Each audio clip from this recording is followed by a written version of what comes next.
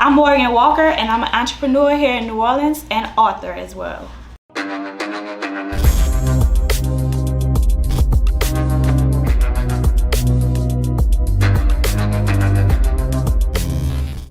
Okay, so tell everybody where you're from. I'm from New Orleans East. Ooh, the East. To be specific. And I said, the East, we coming back, We ain't never left, actually. Ain't never left? So being an entrepreneur in New Orleans, what's your plans on, giving back to the East, bring it back, because, if the East became one on high crime area now. Yeah. And back in the day, it wasn't like that. Yeah, I think it's all the East is the biggest part of the city. So with that, we have a lot of homeowners, out there. So I think my plan to get back to the East is just build business out there, just starting my new businesses and making sure I add exposure to the East and expose the businesses that are there. So that's what I'm doing in my new book.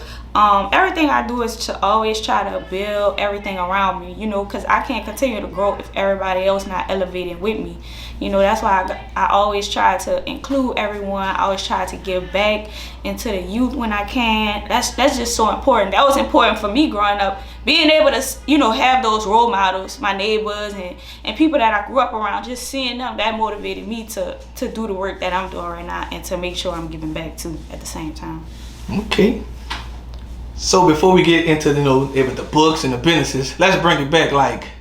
When did you first realize you was going to actually become one entrepreneur? I really didn't realize it until after I graduated college. I understood that I was an entrepreneur in high school, because I knew I was operating and running a business. I was making money. But I didn't really look at it as being an entrepreneur. I just looked at it as I was hustling. Okay. Because people around me, everybody, we always kind of had a gig going on, something where we was selling something. At some point, we were always selling something. So I was just I definitely got, make my money too. So when I understood that I hung out with different girls who went to different schools. So I looked at that okay, we could bring in all these people from all these different schools and make a lot of money. So that's really what kept me going with starting businesses, just because I was really motivated to hustle. I just liked it. It gave me a rush. So, tell us, what year did you actually become one, club promoter? A club promoter, that was probably, I graduated in 2008, so probably 2010. I started working in the clubs and just working for other promoters at the time. They still promoters, but we didn't really call ourselves promoters back then. I don't really remember. I hated that name. We really didn't want to be called promoters. I don't know why, but that's what we were. But I was working for different promotion companies and just learning. Really, I was just okay, this is interesting. This is fun. I got to party for free most of the time. I was still being able to be myself and make money. I think was really that was freedom to me. I was really happy doing that, and that's how I really just started looking at how they were running their businesses and stuff and really making a living. These guys were older, mature. Yeah, so I'm okay, this can be something that I can take seriously once I finish school, but my parents and my family, they never really looked at that like a real job. Everybody in my family is doctors and lawyers and not my parents, they successful, entrepreneurs work jobs and stuff like that, but like I said, throwing parties was just, it wasn't on anybody's radar at that time. All right.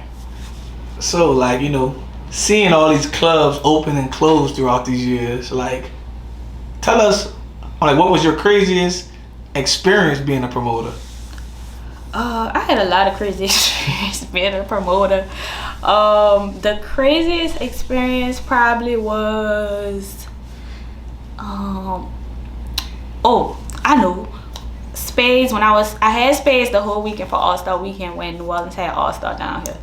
And of course we were expecting celebrities. We had some bookings or whatever like that. So we were expecting a lot of people. So it was packed. I mean, I'm going back and forth, running the door, running VIP, just, you know, doing all kind of stuff, making sure my people getting in, making sure my clients good, everything like that. So we get a call. We like, oh, Floyd Mayweather outside. So I'm like, oh, we got to get Floyd right in. So, like, we clear the doorway or whatever like that, clear the walkway, get security ready, get him a section ready, clear that out. Man, this dude, like, he's literally right behind me. He just like, hold up, shawty, hold up. So I'm like, all right, you know, I'm walking him to the section. I'm like, well, all right, this man pulled out a big old stack full of money and just start passing out hundreds. So everybody's just stuck going crazy, like about to knock me down and everything. So I think that was like, you talking about on the inside of the section? No, this was walking to the section. Dang. He didn't even make it all the way in. I don't know if like what sparked him to like, I'm talking about he's handing it to regular like people in the crowd. And so like they like, oh, like going, I'm like, bro, we ain't even make it to the section and you already go. He buying everybody drinks. So I'm like, he about to really turn up. He gave me $200. I was the section with $100. That's what I'm telling you. He really shout out to Floyd. So that was the most like iconic thing that I can remember with throwing parties. That was like, I'll never forget that. I was like, dang, that's cool. Dope experience, huh? Yeah, it was cool. Okay, so tell the world, I'm like, what's the average day like for you? Every day is different for me. One day I could be doing interviews like this. Lately for me it's been just doing things like this, interviews, panels, just really anything to showcase my personality and anything I have going on. That's really what I'm focused on right now in myself. Just working out daily. That's something I do every day. Pray. I mean, that's really it. And just stand, you know, focused on the next thing. Just because you could get easily distracted when you're moving around too much. So I try to stay grounded, like, and really just keep myself focused on my goals and make sure I'm just doing good to everybody around me. That's all I'm focused on right now. So just hustling, focusing. That's what I'm on. Okay, so being one entrepreneur, like, tell us, some of your, early, struggles. I think a lot of my early struggles come from just not being organized, not really having structures in place, and also just you know, bad money management. And that comes, you learn. I think a lot of entrepreneurs, I think we're a lot of trial and error. You know, we're a lot of first generation doing things. So with that comes, you make mistakes. But those mistakes, you remember that. So you don't make those mistakes again, or either you move forward differently, you shift, you pivot. So I think I'm still learning, but I know, like, moving forward now, I have structures in place. You know, anything I do, I can continuously do it over and over with my eyes closed. I can teach somebody else to do it because I have structures and plans and, you know, what to do, what not to do. You know, and you don't have to listen to me, but these are things that I dealt with and I already struggle with. So if I already struggle with it, and if I could give you free game and tell you, like, look, if you go that route, it's not gonna work for you, because it didn't work for me. It didn't work for anybody in that matter. You know, like, it failed. So it's just like I had to make a lot of mistakes to get where I am now. And like I said, I'm still being shifted and pulled different ways, but I'm able to really, like, well, I don't know the word I'm looking for, but I'm really, like, to be persistent, like, really just get over that. You know what I mean? And continue to do the work. Like I said, you really got to focus on your end goal. Your goal got to be bigger than your mistakes and your problems and your distractions, because you just got to really be focused on getting that done and nothing can stop you. So that's just where I'm at. Like, the things I'm doing right now, is nothing that can stop me. I can't be stopped. Like, not money, not a person, not anything, because I'm going to really persevere through that and really get to it, because it got to be done. In order for me to become a next level of myself, I have to get this done. So I worked hard to really get to owning my own spot. So it's like, nothing's going to stop me from doing that. Okay, so, like, owning your own spot now, can you give us, you know, maybe like a little more, like, insight in it? You know, like, as far as the name, location, what you about to do with it? So for me, y'all know I've been throwing parties. You know, I was doing that for like 10 plus years. So I dealt with a lot of struggles with that, with club owners, and it's just a lot of mistakes that I made. You know, just not working out, structuring right deals, overspending, overpaying for stuff that, you know, I wasn't making back. So I realized that it's because the money is not being where I was at. You know, it was cool for a while, it was keeping me afloat, but it wasn't made for me to really be my best self. So with the new spot, it's totally like my ideas, like how I want things laid out. Any drink I ever wanted to sell, any idea I ever had, this is the opportunity for me to really like the beginning of showcasing that, the first step of showcasing that. Like, it won't be a full club, but it will be like a lounge, and it also will be a bar. So it's just gonna give you two different vibes. And it's huge. It's a huge space. We're gonna have a full restaurant. It's called Daiquiri World. So I picked Daiquiri World because daiquiris is like something New Orleans is known for. You know, we known for po' boys, daiquiris, Bourbon Street. We have select things that people just know New Orleans, like, okay, that's like a New Orleans feel, that's a New Orleans vibe. So I picked daiquiri because it's unique. I could create my own daiquiris. Like, of course, you've been to other daiquiri shops and you had daiquiris, but you never had a Daiquiri World daiquiri yet. So it's like anything where I could create my own feel and my own staple, my own vibe, that's just always what I'm on. Like, that's just how I move. So that's where Daiquiri World come from, because I knew I wanted it to be something for New Orleans, whether I take it to Europe or wherever we go, Miami, Houston. Daiquiri is giving New Orleans, and World is giving, we going global.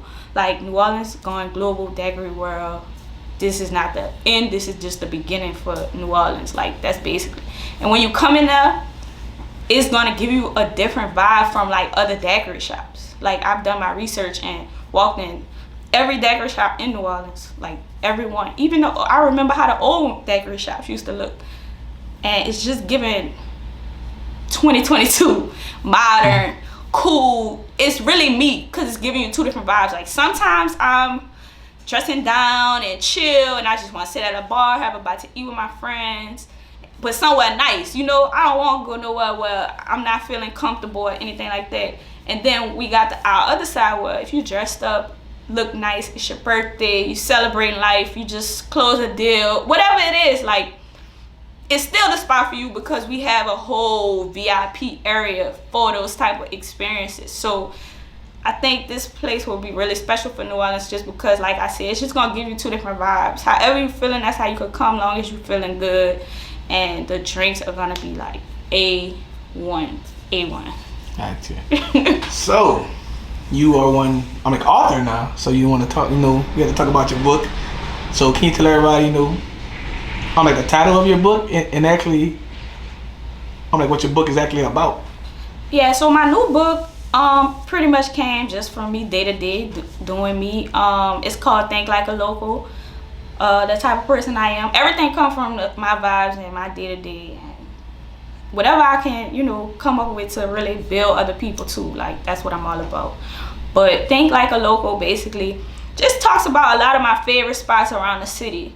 And I wanted to put it in a book because I know that books continue to live on. You know, if anything was to happen to me, like, I have this piece of literature that tells you where I'm from, tells you about my parents, my grandparents, my life, and it tells you about what New Orleans means to me. And not only like doing that, I also just promote other businesses as well in the book that I love and that makes New Orleans New Orleans. You know, like I said, people know New Orleans all over the world, but like, we only known for certain stuff. So like, if people could like catch on to this book, they'll really know like the insides of New Orleans, where we just got so much to offer and so much like other things besides Bourbon Street. So that's what Think Like a Local is all about. It's all about exposing other people who come to our city about what we have going on as a city. So all the positive stuff, you know. Gotcha. So what's your advice to a younger person that's trying to follow your footsteps? My advice to a younger person trying to follow in my footsteps. Thank you for one, but I guess my advice would be to pray, and like believe in yourself. You know, whatever yourself is telling you, like that's where you need to align with and strengthen yourself at. You know, like if you're good at something, strengthen that, sharpen that, expose that, work on that, and become an expert in that area. Because a lot of the times, like I said, you get distracted doing this and that, but God is gonna keep you on your eyes on the goal. Like, stay focused. If you have something in mind that you want to do, stay completely focused. Don't let anybody, your family, your friends, nobody distract you and stop you from what you have going on. I think the kids, when I talk to them a lot of the times, they just so consumed with other things. Like if they see something, they get all excited, like, oh, I could go do this, I could go do this, I could do this. But it's like, focus on what you're really good at, and then that's how you want to excel. You know, like don't get all caught up in what everybody else doing. You know, you need to focus on things that you're good at and what you're doing. You know, like if you good at being a quarterback and calling plays and you a leader, you need to focus on that and hone in on that and really, like, you know, become that leader. You know, don't go trying to do the running back job. You know what I mean? Like, do your job, and everything, the team gonna function how it need to function. So that's just my advice. Like, stay on your path, focus on yourself, and let all your friends, your family, your distractions, anything, let all that go and do you. Okay, so tell us, what's next for you? Well, what's next for me is just keep promoting the book, and also just focus on this spot, because I just have plenty more ideas that I want to get out there, and this one, I want this one to be the first success. So that's what the future holds for me. Just pushing every day towards these things. So that's all. Alright, and also last but not least, tell everyone, what can they find on social media? What can they find, if it's your brand new spot you about to open, if it's your book, if it's the website, etc., etc. Oh yeah, and before I do that, if y'all heard in the rec, make sure y'all just call Yesha. You know I gotta plug that. Advertising. They gonna all watch Nolazine, so I want them to see that. If you heard in the rec, just call Yesha, one call. But yeah, y'all can find me on Instagram, _Morgan. Wait, what's my Instagram? Morgan Walker. Look, go on MorganWalkerProductions.com. Just do that. Everything on there. All the links on there. The book on there. The Instagram, the Twitter, all that's on there. So MorganWalkerProductions.com, baby. Go check me out. Daiquiri World. And Daiquiri World. I don't have Daiquiri World on there. So yes, follow Daiquiri World on Instagram. That's it, Daiquiri World. If you know how to spell Daiquiri, you're gonna find us. We right there. All right, we done.